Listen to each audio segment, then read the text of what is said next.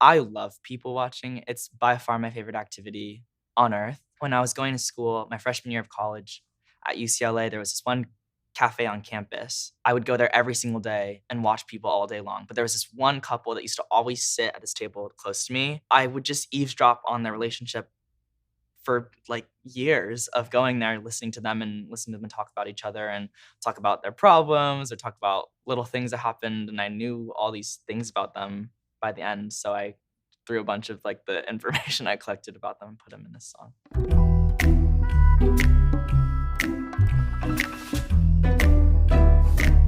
So I wrote this song with Julia Michaels and my producer Daniel Nigro. And it was a really funny day. I was like, I want to write a fun song today. Like, let's write a fun song.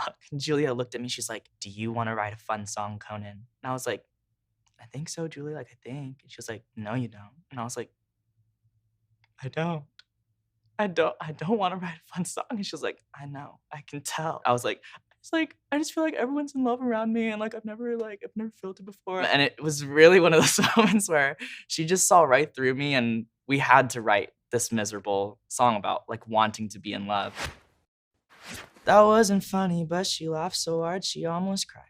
They're counting months they've been together, almost 49. We chose to say 49 months instead of like 4 years or whatever. I just thought it was kind of a funny way of saying it. I feel like in a relationship or with things that you really cherish, there's so much about like pulling the time and making it feel like it's bigger than it actually is. I always think about how when moms have babies, like the baby will be 3 years old and like it's like 36 months. You're like, that's a whole baby. That's a human. I feel like I wanted to kind of set up the song showing this couple that obviously have known each other for a really long time and know everything about each other. Even with my best friends, we have all these inside jokes and all these things that when we're talking to each other, it's like barely even English at that point. You know, it's just like words that don't make any sense or mean nothing to anyone else. And I think there's something really special about that. So I wanted to kind of play that picture of that couple who just, I could just tell they knew each other so intimately.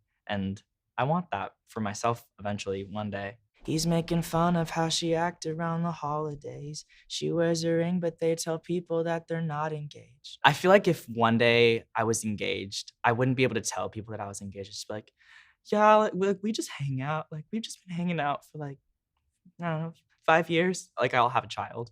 Like, yeah, we're just friends. Like, I feel like I'd be like that. I have like such bad like intimacy commitment issues. I think that's like a super Gen Z, just unanimous thing. They met in class for metaphysical philosophy. He tells his friends I like her cause she's so much smarter than me. I was a nerd in school, so I definitely got good grades. But by the end of school, I hated school so much. It was so bad. I skipped so much school that they threatened to not let me graduate. I'd probably skipped it for like an entire month to the point where when I walked into class for the first time and after skipping it for like weeks and weeks, everyone in the class stood up and started clapping because I'd been gone for so long. And then when I got to college, I went to college for one singular month and then dropped out and signed my deal. So it's just like, they're having talks about their futures until 4 a.m., and I'm happy for them. Well, the first time I did a Genius interview was for a song called Crush Culture. At that point, I was so bitter about the fact that I'd never been in love that anytime I saw a couple be in love, I would just like want to vomit all over them. I didn't have it. I was really jealous of them. I just hated watching couples exist. I was like, that's not me. I hate you. If I'm going to be single, we're all going to be single. But nowadays, I see couples and I think I've shown some growth. I watch couples and I am happy for them. I mean, it's sad for me because I've never been in love and it's definitely a bit bittersweet. It's a hard feeling because I just never felt it. I'm happy for them, but I want to fall in love. It hasn't happened yet.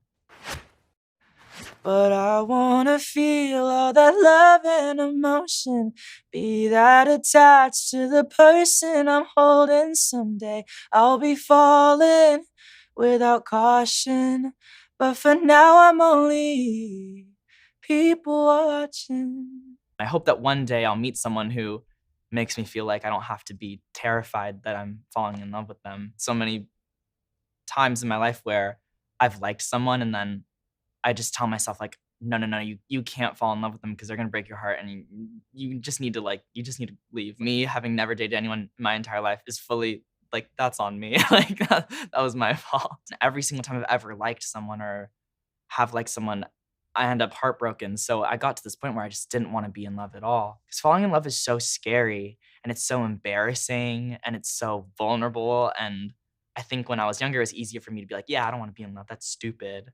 But nowadays, like, I do want to be in love. It's just so scary. It's just terrifying.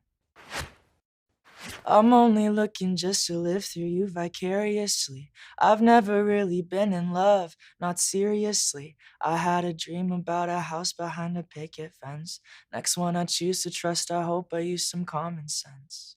Growing up, I always wanted that kind of perfect love story or that kind of perfect normal life. I wanted more than anything to just be normal. In high school, all I wanted was to be normal. In college, all I wanted to be was normal. I just wanted to be normal. I wanted to be like drinking beers with the dudes and just like living a normal life. Like I wanted it so badly. But now I'm looking back, like it's so obvious. I mean, look at me. I was never gonna be that. Like I was fooling nobody. So I think it was kind of one of those realizations where I was like, use some common sense, Conan. You're never gonna have that. You can have dreams about living in the perfect house with the picket fence and the golden retriever and all that stuff, but it's just not who I am, and it's never gonna happen.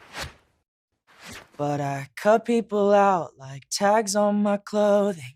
I end up all alone, but I still keep hoping. I think cutting people out like tags on my clothing to me is just it's just something I do without even thinking. You get a new shirt, some new person comes into your life, and then the second you realize that it's uncomfortable, just like snip, and they're gone.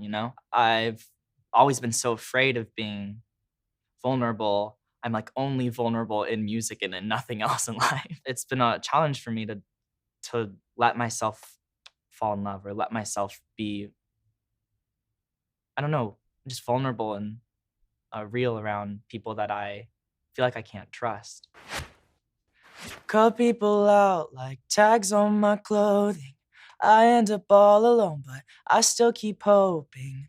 I won't be scared to let someone know me. I do feel like I tell people a lot more in the music than I tell people in real life. Music has always just been my diary to me. It's just been something that I don't really think about people ever listening to. It's like horrifying to know that millions of people have heard some of the things that haven't even told my friends. It's so bad that at one point when my album came out, when my debut album came out, I had friends calling me being like, I didn't know that happened. And I was like, yeah, it happened, but it's like whatever. It's scary to be honest and real with people, but in the music, I just feel like I can say whatever I need to say because I think honesty is the most important thing when it comes to being able to relate to people in music. Life feels so monotone, but I still keep hoping. I feel love emotion. So with this line in particular, I wanted to kind of make this like choir section that was like, I feel love emotion. I've had so many people reach out and be like, oh, like I don't know what it said. I did that on purpose. Basically, some people hear I feel love emotion and other people hear I feel no emotion. I wanted to kind of make it like this section of the song where just depending on how you feel at the moment, that's what it means to you. So if you hear no emotion or love emotion, that's just how you're feeling in the moment. And I figured that was kind of a little Easter egg. 4 interviews in, I feel like you know everything about me now.